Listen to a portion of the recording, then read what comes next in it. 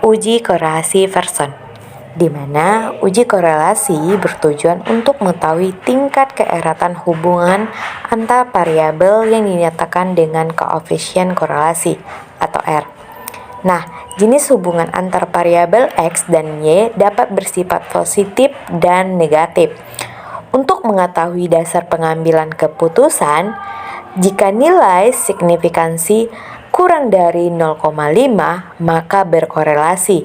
Tetapi jika nilai signifikansi lebih dari 0,05 maka tidak berkorelasi.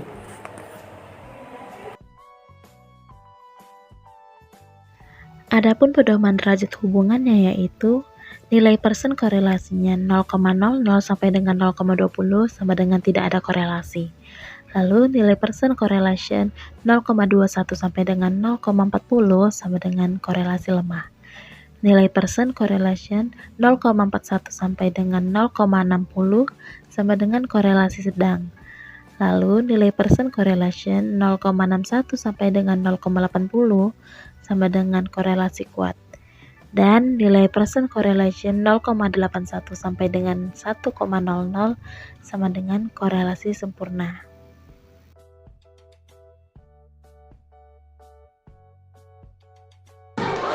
Nah, selanjutnya, jika nilai signifikansi tepat di angka 0,05, bagaimana membandingkan Pearson correlation dengan R-table? Nah, yang pertama, Pearson correlation lebih besar dari R-table, maka dia berhubungan. Yang kedua, jika Pearson correlation lebih kecil dari R-table, maka dia tidak berhubungan.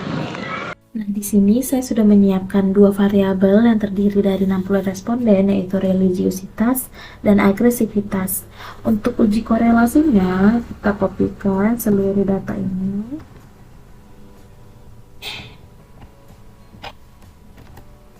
Dan kita paste di SPSS. Nah, setelah itu kita ke variabel view. Kita ubah namanya menjadi X dan yang bawah menjadi Y. Lalu kita ke label, kita ubah menjadi religiusitas dan yang di bawahnya menjadi agresivitas. Nah, perlu diperhatikan desimalnya menjadi 0. Lalu kita kembali ke data view. Untuk uji korelasinya, klik Analyze, Correlate, dan klik ini. Kita pindahkan ke kanan, ke dua variabelnya ini, lalu jangan lupa klik Pearson, lalu klik OK. Nah, ini dia hasilnya. Hasil dari korelasi dua variabel ini. Dari sini kita bisa tahu bentuk hubungannya apakah bersifat positif atau negatif. Lalu kita kembali ke catatan kita mengenai dasar pengambilan keputusan. Nah, di sini jika nilai signifikansinya lebih kecil dari 0,05 maka berkorelasi.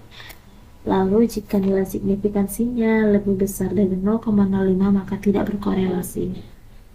Lalu kita kembali melihat hasil dari korelasinya. Nah, kita perhatikan pada kolom ini, untuk religiusitas signifikansinya 0,000. Dari sini kita bisa tahu bahwa kedua ini, religiusitas dan agresivitas, memiliki hubungan atau bisa dikatakan berkorelasi, karena di sini juga nilai signifikansinya yaitu 0,000. Setelah itu, dari tabel ini juga kita mengetahui bahwa nilai korelasinya untuk variabel religiusitas yaitu 0,451 dan untuk variabel agresivitas juga 0,451. Lalu perlu diperhatikan bahwa tanda minus di depan nilai ini menandakan bahwa bentuk hubungan antara kedua variabel ini adalah negatif. Jika tidak ada minus, maka hubungannya positif. Nah, sekarang kita akan cek ke pedoman derajat hubungan untuk 0,451 itu termasuk ke dalam hubungan yang seperti apa. Nah, sekarang kita lihat 0,451 terdapat pada 0,41 sampai dengan 0,60. Karena 0,451 itu termasuk ke dalam korelasi sedang. Jadi, kesimpulannya adalah variabel X terhadap variabel Y itu memiliki korelasi dengan derajat hubungan yaitu korelasinya sedang dan bentuk hubungannya yaitu negatif. Nah, apa itu yang dimaksud dari hubungannya yang positif dan hubungan yang negatif? Maksud hubungan yang negatif adalah semakin tinggi variabel X, maka semakin rendah variabel Y. Begitu juga sebaliknya, apabila semakin rendah variabel X, maka semakin tinggi pula variabel Y. Untuk lebih memahami, kita masukkan contoh yang sudah kita buat tadi ya. Contohnya seperti semakin tinggi religiositas, maka semakin rendah agresivitas, atau semakin rendah religiositas, maka semakin tinggi agresivitas. Nah, lalu bagaimana dapat dikatakan hubungan itu positif?